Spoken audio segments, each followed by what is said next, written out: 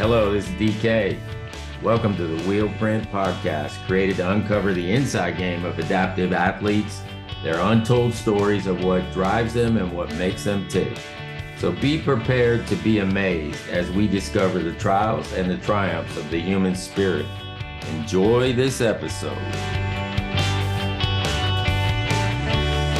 DK, I'm the host of the Wheelprint Podcast. And yeah, this is our third season and our 31st episode.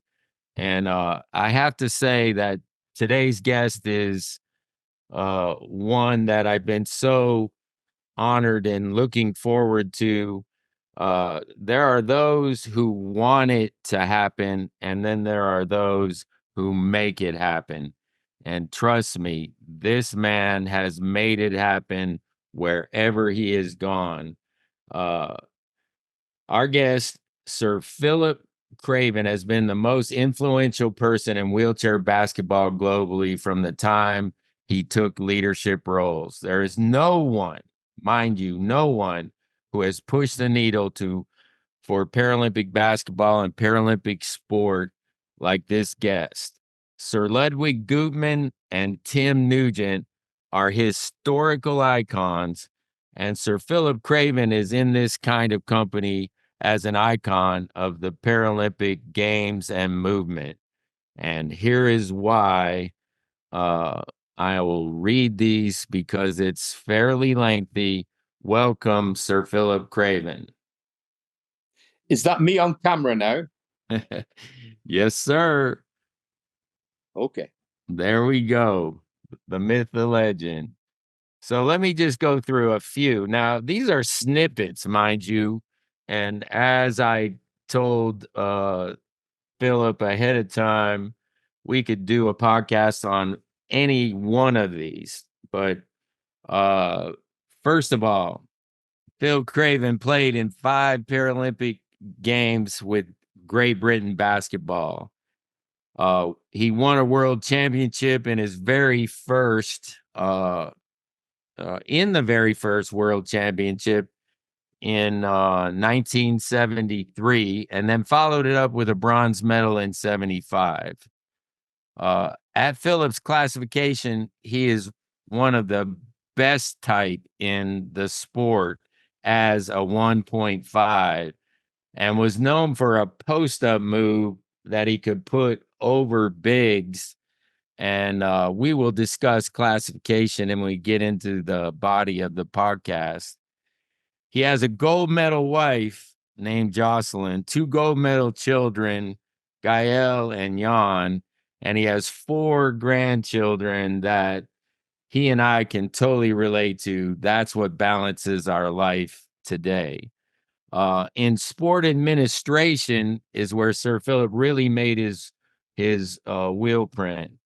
And he was the chair of Great Britain Wheelchair Basketball Association, chair of classification for the International Stoke Manville Wheelchair Sports Federation, CEO of the International Wheelchair Basketball Federation, the IWBF. We'll throw around a lot of acronyms. Performance director for the GBWBA, IWBF president, a number of IOC positions, International Olympic Committee, the first to use a wheelchair at the IOC committee level, a board member of WADA, the World Anti-Doping Association, that I think he currently holds still, executive board member for the British Olympic Association, board member for the 2012 organizing committee for London Paralympic Games, one of the most successful games we have ever known. He was 16 years the IPC president, replacing Robert Stedward. Thank you very much for that replacement. He oversaw 8 Paralympic Games as IPC pres. 91 became a member of the Order of the British Empire by Queen Elizabeth. This is the one that really gets me. 2005 was knighted by Queen Elizabeth for services to Paralympic sport. And that's why I'm referring to him today as Sir Philip, even though I know him as Phil. If not mistaken, his wife might be referred to as Lady Jocelyn. Correct. And I really love how that sounds. And 2018 to president, he's on the board of directors for the Toyota Motor Corporation. Oh my God. So that was a lot. That's the biggest introduction I've ever done. And that's a Cliff Note version of you, my friend. So um, let's get started. And Go now on then.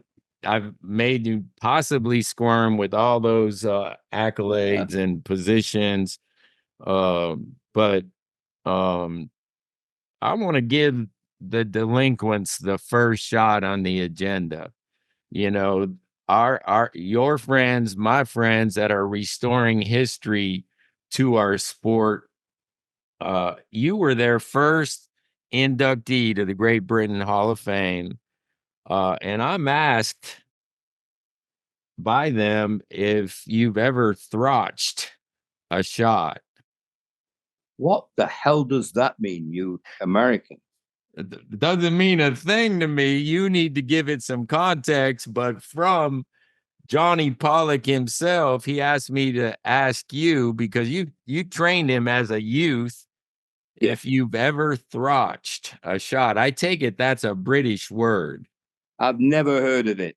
Never heard Oh, of it. Johnny, But what was you he meaning? Give me the feel for it. well, I'm not certain because he didn't give me the background, but all I can think of is it's like what we refer to as an air ball or a brick, you know, Okay. Okay. where I'd love to say that I've never done it, but I'm sure I have. And yeah, we all have. and yeah, but I like you. I think I like passing even more than shooting and scoring, Yeah, and because that's the team, isn't it? yeah, Getting the most open guy or woman, and so they have the best chance to score for your team. yeah. Making those around you better was kind of in our DNA. Yeah, We yeah, could yeah, score, but truly, and I speak for myself too, is I love to pass. yeah. But Well, anyways, Tip so used to say to me, Tip Tibuto used to, it's as if he's up and you these days you'd be in a drone and it's as if you can see the court from above. So you knew where everybody was. yeah, And I'm not sure I ever had that capability, but yeah, it's just a fantastic sport. And it was the first sport that I really got into where I loved the training as much as the playing. yeah. I loved my solo time as well. And there is no off season, Ah, is exactly. how I always took it. But Sir Philip, I'm gonna go back and forth from Sir to Phil. Okay. Uh when I mention Stoke Manville, what Mhm. comes to mind for you? Well, my first international games was '69, and that's when I saw Kim Pollock and Denver Branham for the first time. And Denver seemed to do a spin shot off the boards from down by his toenails. And I thought, well, I can't quite do that. I'm not a 4 or a 4.5. I'm a 1.5. But I started doing spin shots immediately after. Yeah. Yeah. Well, Yeah. Denver is a Hall of Fame member in the NWBA, and Kim Pollock, both were on the national team that you're speaking about at Yeah. Stoke. Uh, and Phil, you and I both know that in 1975, I'm on my very first out of country ever trip, and I'm on the national team. And that's where you and I and Josie, even that's where we met. And you Yeah. you took you took this little wet behind the ears dude and put me under your wing internationally. You and Josie welcomed me, and it was a marvelous experience. Dave, I'm going to interrupt you. The reason is I'm running out of battery and I didn't realize it. I've been on meetings with Japan all morning. I'm sat down on the settee, so I can't move. So I'm just going to ask someone to come in. Tim? Nah, hang on. This is messing things up, I know. No, but I'm going to run out of juice on the iPad in about 5 minutes. Yeah. Ish and I have seen it all, and she can work her magic around this particular moment. Anyway, we can carry on while until my wife. Here we go. Hang on, she's here. Josie, I hope you can hear me. I love you. Hello, young man. Yay! How are you? Lady Jocelyn, helping with technology. Yeah. So no, you should just lift it up onto there, and then I'm not going to pull it out. That's it. That should be it. Can you put it? Yeah, I'll do it now. Yeah. Okay. I'm charging. That's great. Okay. So how are you doing?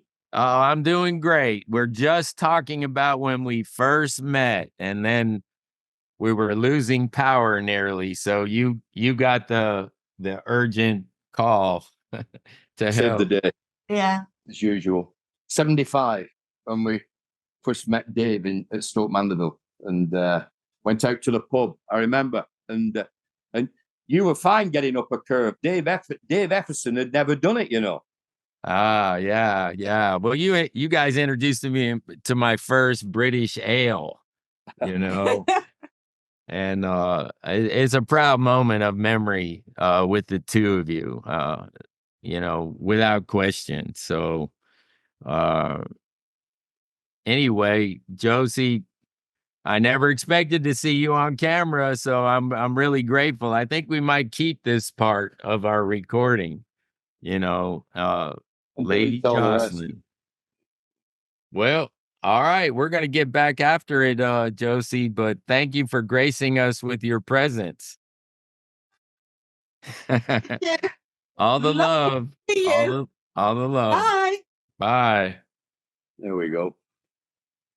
All right. So, yeah, we were just speaking about 75, Stoke Mandeville, and my first trip out of country, my first national trip. We meet each other, and then I meet Josie. One of my vivid memories, though, is like, is this really what national team means when there's like 14 cots or beds all lined up with one bathtub, you know? Oh, terrible. and I'm like, is this what it's about? But, you know, I was young. I didn't know any different and just enjoyed the moment and the evenings. Yeah, they were pretty special. I remember there was a Canadian, I don't think she was a basketball player, but she said to me, geez, we wouldn't put horses in places like this back in Canada. Yeah. Right. Oh, well, it was the growing pains, you know. Yeah. But the sport was what we were there for anyway. Exactly. So, exactly. Yeah. So, Phil, you participated in 5 Paralympic Games as a basketball player, and Korea, Seoul, Korea in '88 was your last. Yep. Did you know leading up to '88 that you would get involved in leadership roles of basketball and even more than that? I can't say it was an ambition, but I could never put up with things that needed to be changed, you know? And I think that's where it came from. And there was such unfairness, particularly in the classification system, you know? I mean, I remember Dave Efferson, not his fault, by the way, but they just marked him down as a class 3 instead of a 3-pointer in the old system. And so at Stoke Mandeville, he played as a 1. And you know, when you get that happening, that you've got to seek change. And the doctors never saw it at Stoke Mandeville. So they needed players, as the NWBA and Tim Nugent recognized early on. It was the players that were going to run the show. And that's what I intended to do. And so it was through classification that I really got involved and had a real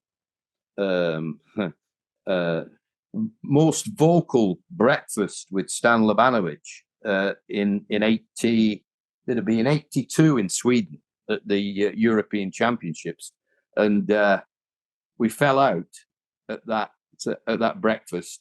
But then, to his great credit, he created a player classification committee immediately. And in 84, I became president of that. I succeeded Horst Strohkandel, who was basically the author of the new classification system, and moved on from there. And then other things needed changing. You know, the referees were that overweight they couldn't keep up with the chairs as the chairs got faster. You know, and so you can't have that. We had one guy we used to call Michelin Man, you know, because he was so rotund, if put it that way. And so he just went on from there. And then we had no movement from Stoke Mandeville. There were one or two good people there, even one or two good doctors, but there was no change. There was no movement forward. There was, you know, we were full-time athletes, and they didn't recognize that. And that was in 87. So Gutman had been dead then for 7 years, 8 years. And so then in 89, I founded the International Wheelchair Basketball Federation. I've been elected chairman, as you said, in Seoul in 88 of the body that looked after wheelchair basketball within the Stoke Mandeville system. And in 93, we broke away from them. But it wasn't because we wanted to break away. It was, we had $1,000 a year to run the sport internationally, you know. But yeah, you can't do that. Well, for our listeners, Sir Philip mentioned Stan Labanowicz. He was the longtime commissioner of the National Wheelchair Basketball Association and a Hall of Fame member. And Horst Strohkandel was Germany's version of Stan. You three are the ones, particularly, I think you were driving it. But the classification system has, even though the U.S. resisted initially, we all came to our senses, and now we have a functional classification versus a medical classification that balances the floor with the ability of players. And so we're grateful for that impact that you had. Yo, just a quick break here. I want to talk to you about a company that I want you all to check out. UMed is the official medical supply company of the Wheelprint podcast, and it's the best way for you to get your supplies. This company was founded by my very good friend, Yasmin Bamber, who has used a wheelchair for over 24 years and has real on-the-street experience. His team knows exactly what you need and how to get it to you. All products are delivered accurately and on time, and I can easily attest to this as I am a happy customer myself. They also know how to handle your insurance company and will fight for your coverage. Their customer service is simply elite. There is always a person to answer your calls and questions. Worry-free, UMed is the way to go. Contact Yaz at u-medinc.com to jump on board. Please mention the Wheelprint podcast or my name, DK, and help ensure the future of this podcast while getting top shelf service from UMed.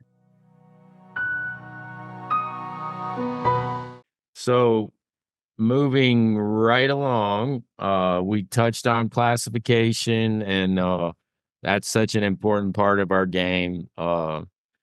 Now, you were the elected president. You were the second, and you replaced Robert Stedward in 2001. What motivated you to move to that level of administration? What was your interest? And I'm so grateful you had that interest. Well, I've got to, maybe I'm not normally careful in what I say, so I probably won't be, but I may have to be a little bit. But when I became president and CEO, I was CEO for 4 years of the International Wheelchair Basketball Federation. We got to a situation, now I think it was in 91, where the IPC, no, it wouldn't be 91, it'd be after Barcelona. This is it. And Barcelona for me still are the greatest Paralympics ever, to make a difference, to make change, to show what the potential was. You were there. And so then there was a move by the IPC and Bob Stedwood to get wheelchair basketball in the Olympics, initially with wheelchair marathon. And, we were the world governing body for the sport, and we were never consulted on that. And it was only 4 teams. Well, immediately you say to yourself, well, thanks for not consulting us. But then it was, well, 4 teams. That's not being in the Olympics. That's tokenism. And what do we do with all the other teams? Do those 4 teams still compete at the Paralympics? Or are we only big enough to have 4 teams in the games, So I got into at least a battle, if not a war. And it developed into a war with Bob Stedwood. And so he came to the end of his 3 4-year terms, coming to the end in 2001. He tried always to get a 4th term, but that wasn't successful. And so I went against 3 other candidates, and I was successful. But it was really I would say, to get the athlete voice, the player's voice into the sport, and not have the sport run by people who may have had other reasons for being in senior positions, Performax, the sweet ride, is our lead sponsor of the Wheelprint podcast. Performax has supported all that I do and has been so innovative to serving our community of wheelchair users. From the elite USA national team player to the rank and file wheelchair user, Performax delivers. Don't think twice about who to choose for your ride. Performax is the only choice when it comes to weight, function, and a great looking design. It's the right choice, trust me. With 25 years of experience, you won't regret making Performax your sweet ride. Let them know that the Wheelprint sent you.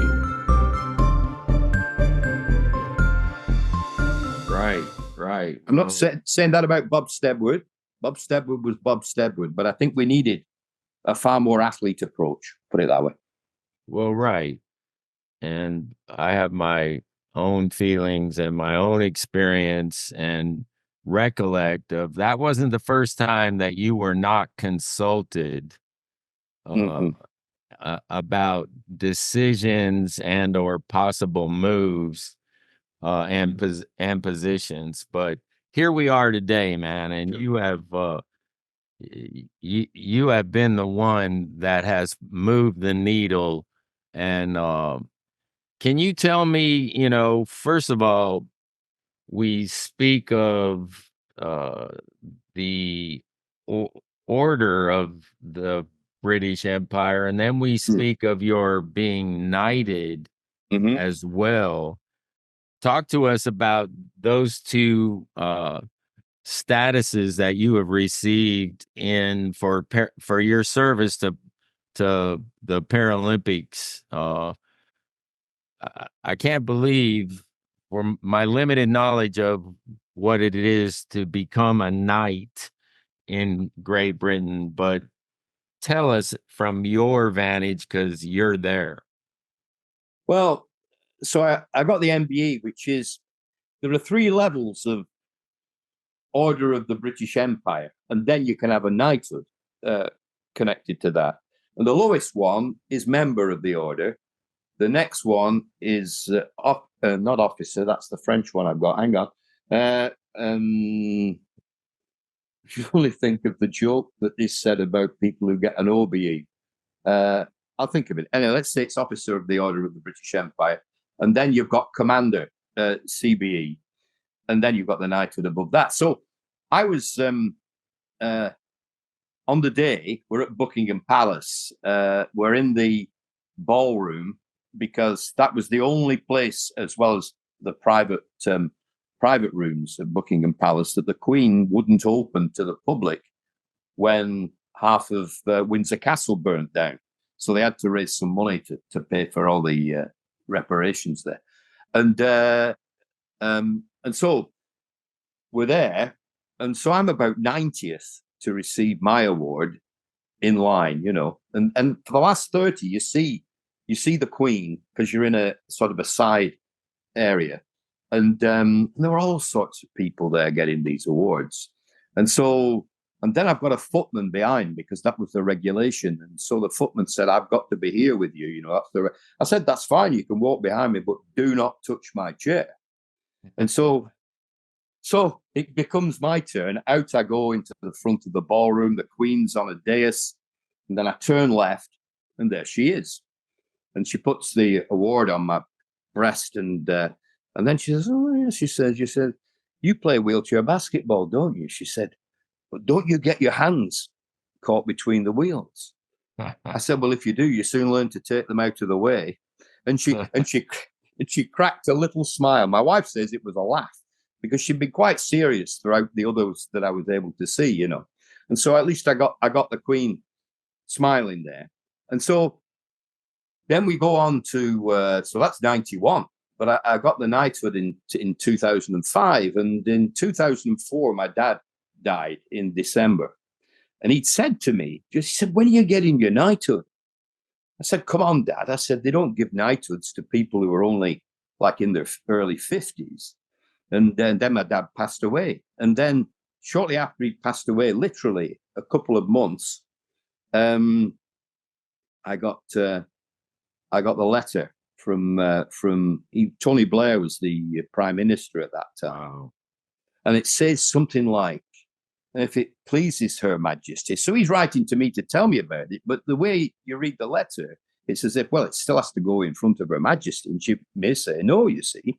So, and I was doing some work. Who would I be working with then? It'd be IPC. So I was looking at the wall, and Jocelyn brings the mail in. And then she's opening them up. And then sort of my right ear must have just heard the fact that she hadn't opened up another envelope, and she'd been looking at this one piece of paper for about 2 minutes, you know. And because she's French, she didn't fully understand the meaning of it. Basically, it said, you've got a knighthood. But it didn't say that if you looked at the words. And then a big smile came over her face, and that was it. But on the day, we're back in Buckingham Palace, and when you get a knighthood or a dameship or whatever it's called, you're treated a little bit differently. So all of the others are briefed together, about 90, as I said. But if you get a knighthood, then you're taken into the green room and you're briefed, just the 3 or 4 of you, specially. But it wasn't the Queen on this occasion. It was Prince Charles, now King Charles III. And so he presented me with that. And of course, I couldn't get on my knees to have the epic put on my shoulders. So he had to do it, you know. I was slightly higher than the majority when they got it. And that was it. And but really, this was a far higher award. But it was the MBE that was the thing, because that was the first time I'd been in such an environment, and quite a moment. But it's not something that I think about. You know, it's just, that's how it is. And let's move on. Yeah. Well, that's who you are. You know, you're more focused on serving and helping others than hanging your hat on your own. Yeah. Status. But the first guy to get it was called the Black Prince in about 1250 or something, or 1300. And Sir Francis Drake got the same award and all this sort of thing. Wow. Well, so it's pretty interesting stuff. Yeah, it's very interesting. And it's, you know, and the fact that you have never done a podcast before boggles my mind. But for our listeners, so there's many that I looked at the list of those that were knighted, but the ones that they're gonna recognize totally would it seems like Great Britain has a thing for music because you have Elton John, Barry Gibbs, Van Morrison, Paul McCartney, Ringo Starr, and then you have Nick Faldo, the golfer. So those are name recognizable to our listeners as you would be to some of them. I don't think many people in today's game really know all the battles, all the progress, where it came from, and that's why I really look forward to putting this out to let everyone know about your roles, your accomplished leadership. But it's not without challenge. Barcelona happened in 92, and you've been supportive and recollect with my book that will be completed in February. And we'll leave that alone. But in 2014, under your leadership, we had the most visible, high profile Paralympian ever who crossed over and was good enough to be an Olympian as well. And that's our below the knee amputee, Oscar Pistorius. And 2013. Pardon? 2013. Oh, 13. Okay. Yeah. Trust me, somebody else has it wrong on Wikipedia. So anyway, Okay. it doesn't matter. It happened. And so what was the impact of all that through the Paralympics as your perspective? Yeah, well, it was Valentine's Day 2013. So it was February the 14th, which was near enough exactly 6 months after the closing ceremony of those, as you said, highly successful London Paralympics. And so it was like a bomb dropping, potentially on the International Paralympic Committee. And I remember it had been announced. Where was it announced to begin with? Was it in Canada, or I'm not sure, but I know that we had our director of communications, Craig Spence. I think he was in Canada. Anyway, at 8 o'clock in the morning, I get a phone call because I never went on Google in those days, and there was a phone call from Craig from Canada. He'd been up all night, and Xavi Gonzalez, our CEO, and the three of us had phone calls, and the following day I was in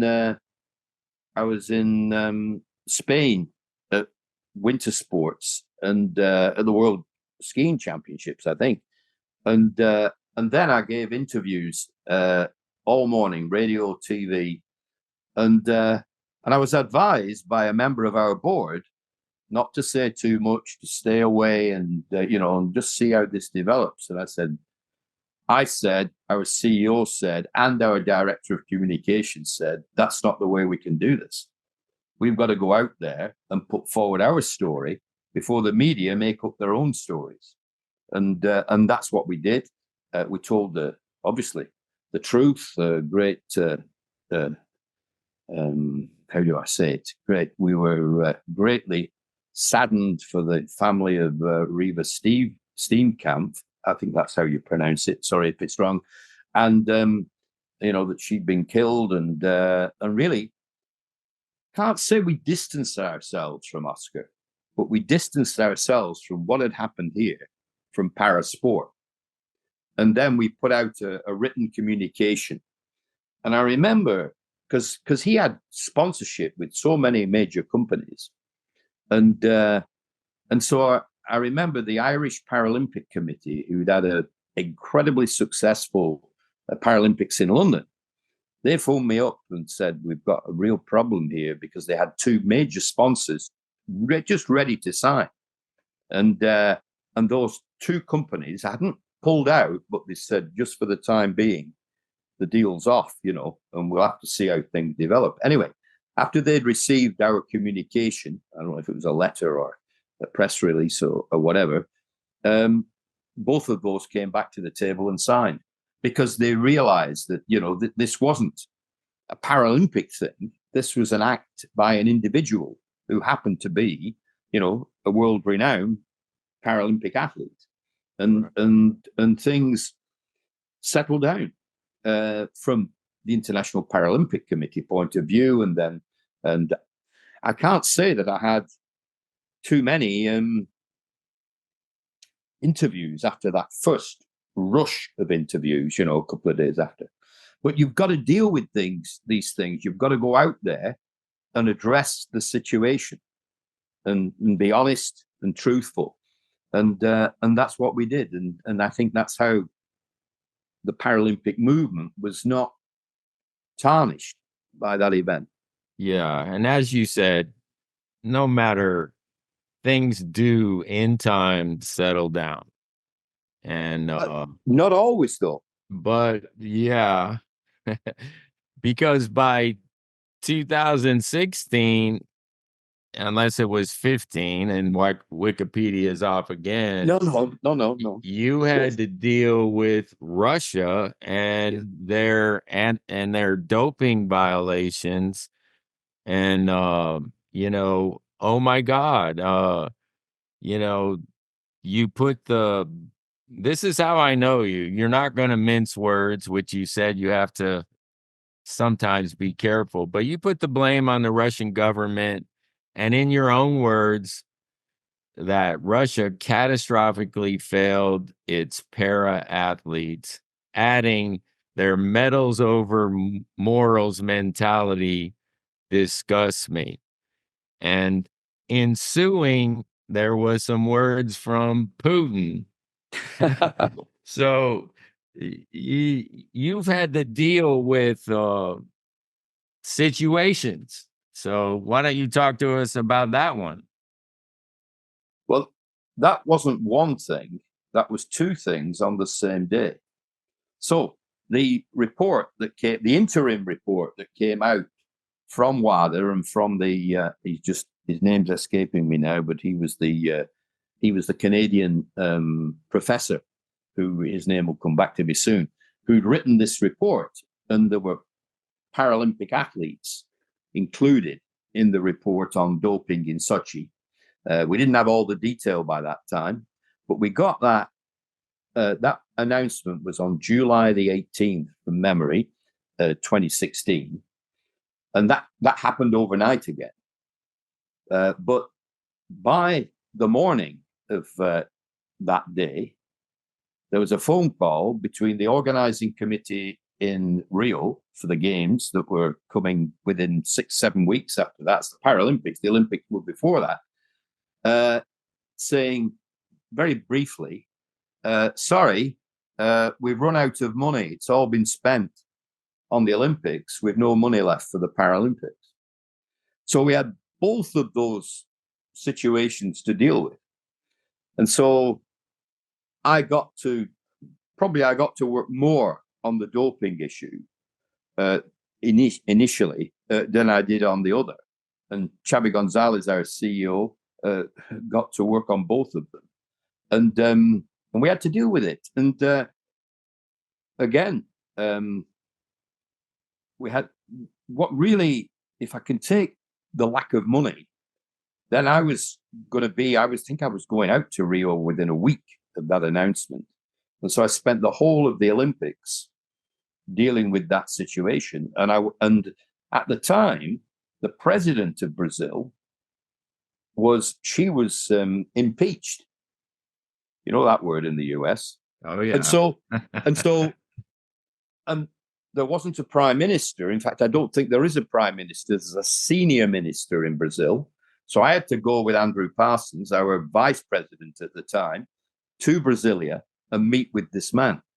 And we were able to secure about $50 million equivalent to put the games on with a reduced services, if I can put it that way. But every service that we reduced drastically did not affect the athletes or the teams.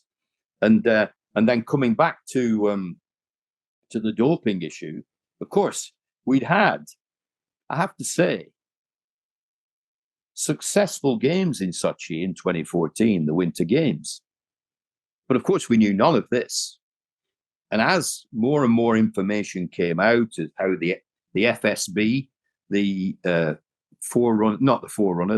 successor organization to the KGB, have been complicit in developing systems so that urine samples could be tampered with and clean urine could be put into the same bottle that the drugged urine was taken out of, and all this sort. It was sort of cloak and dagger. It wasn't even James Bond level, this, and it was just astonishing. So when I was in Rio for the Olympics, 2 days after the start of the Olympics, we had this press conference, and we just had to tell people as it was. There was no other way, and that's how I've always been. My wife finds it, even now. We were only talking about it yesterday. I always treat everybody as an equal, I suppose. The fact that one guy is the president of Russia, you know, and another person is, as Tips put, he wrote a few words about me once and said that I'd play wheelchair basketball with anybody. Didn't matter, you know. And if somebody wanted to learn how to shoot, if they thought that I could. Steve Kane, you remember Steve Kane? Yeah. He came to me at Stoke Mandeville when he was about 15, I think. He says, "Hey, you teach me how to shoot." You know, this cocky lad from Leeds, you know. And I thought, well, I like you. How do you call it? I like your spunk, or whatever you say in the States.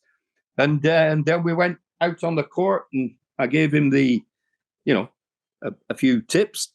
And but it doesn't matter. And Putin, and as I said, and his lieutenants are just totally abused sport and fair play.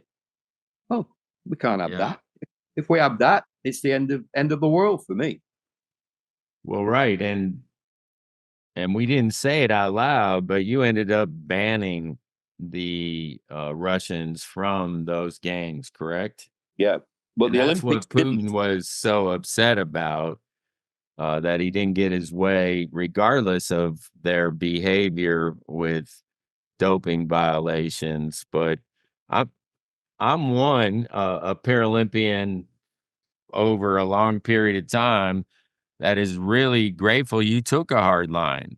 And I've had my own instances of doping, very much different than what we're talking about with the Russians. Absolutely. Very different.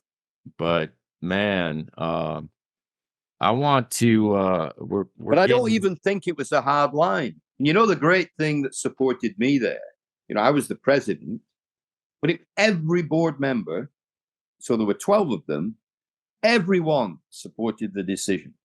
There were no dissenters. And we had members from all over the world. You know, it's not as if it's like a European American tie, you know, or whatever. There were members from Africa, from Korea, from South America, North America, Europe, and it gave me great strength. Maybe I had that inner strength anyway, but when you're part of a team, again, it's this thing of being a part of a team. Okay, I was the president, so you could say I didn't have the casting vote at all, but when the team's with you, you can move mountains. That's the point guard that we were talking about, you know. No one person can do it solo, but when you have the power of a team, in any you know space, be it sport or be it administration, but nonetheless, I know the world looked upon the outcome as just, and that's the way it should be.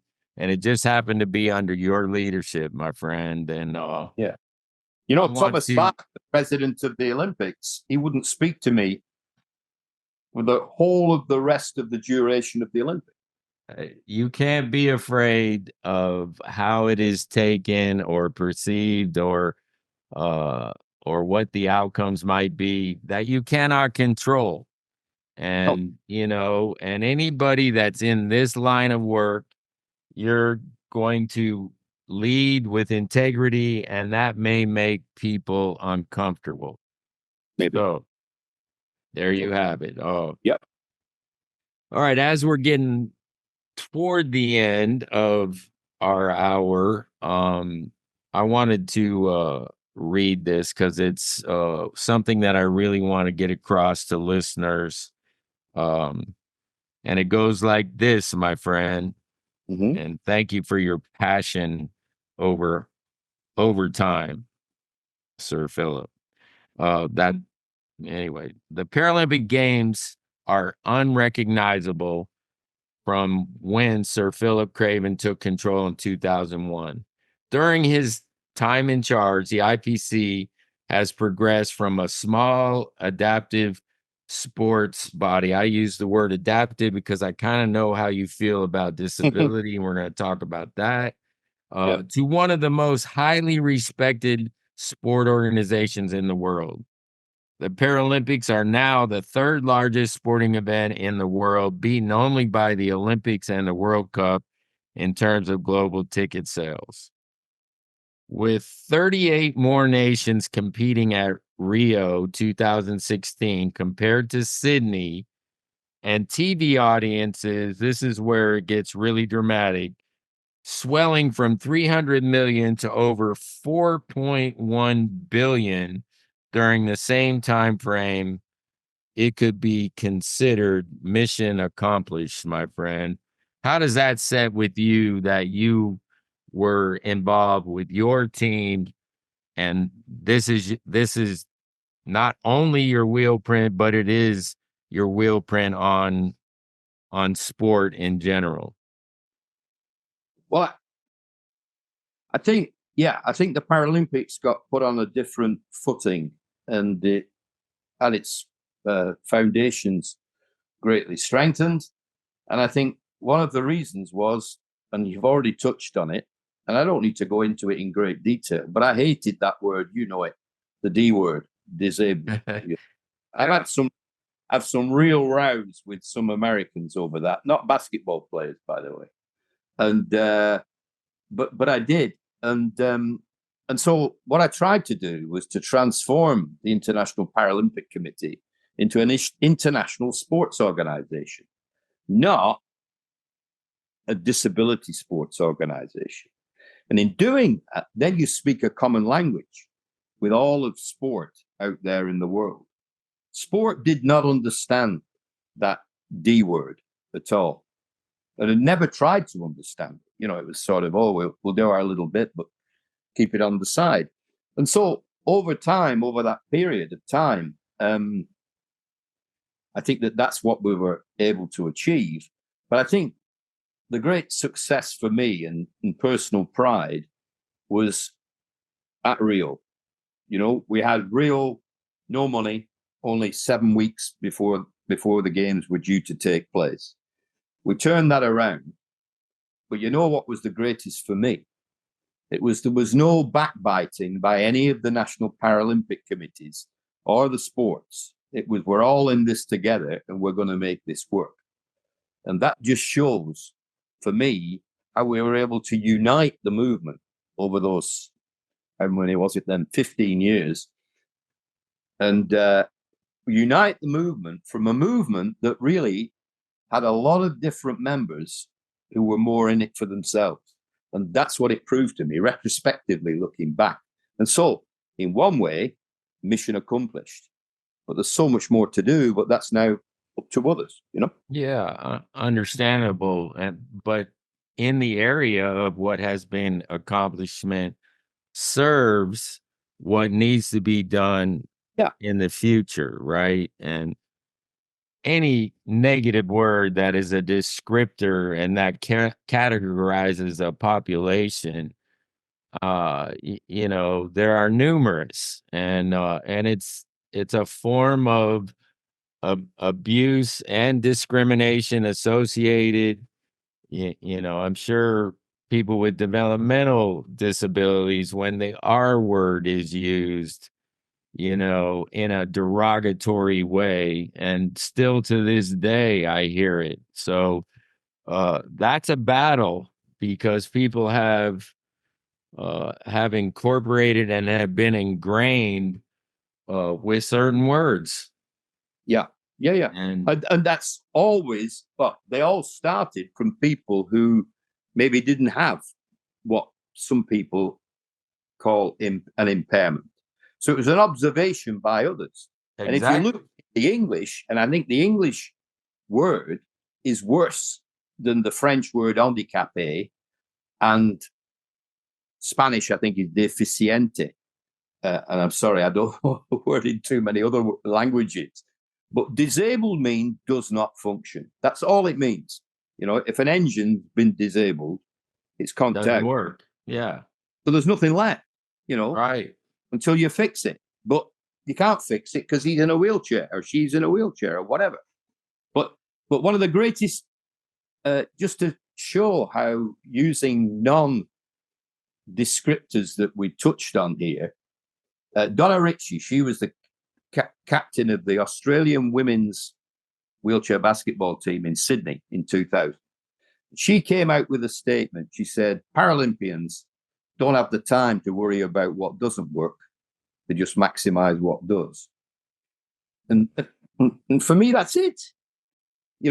Get on with using what you've got and don't worry too much about what you've not got. Yeah, I saw that quote and it just resonates. It's easy to accept but your position with that word can only help the our communities at large understand that we are most able. Yeah. Or we're just able.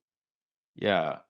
We're not like I couldn't handle the fact that Channel 4, who were our fantastic TV company in the UK covering the London Games, they came up with the term superhumans, but they joined the two words together. So Paralympians were superhuman. They were above being human, Well, for me, I said to them, I was only the president of the IPC and they ignored me on this one. I said, I don't mind if you split the words. They are superhuman, but they're not superhuman. Yeah. But they still went with the thing that grabbed the news, which I can understand from a TV company. So, but I didn't like that. And but that's the way I am, because we're just ordinary, but some can be exceptional athletes, but even more important, exceptional people. Yeah, and some, I know you talk about everybody as an equal, but like I said in the beginning, there are people that want to get things done, and then there's people who get things done. And Sir Philip Craven, you are definitely one of those, and this is really a proud moment for me to share with. We're not blowing numbers out on this podcast, but we are changing attitudes and impressions through our guests, and I'm so grateful. I've said that so many times on behalf of Paralympian athletes that you are and who you have been to not just basketball, even though I'm pretty focused and prejudiced on that, as I think you might be as well, but overall sport. And so words can't really describe what I believe your impact has been. And what I believe doesn't matter. It's just fact that you have really made a difference. So, you have any parting words that you would like to share with us, Bill? Well, what I'd say, I'd like to reach out to people who maybe don't even think that they could be the leaders of the future. But what drove me on, I have to say, that there was a lot wrong at the time in different areas, maybe not just in sport, but particularly in sport.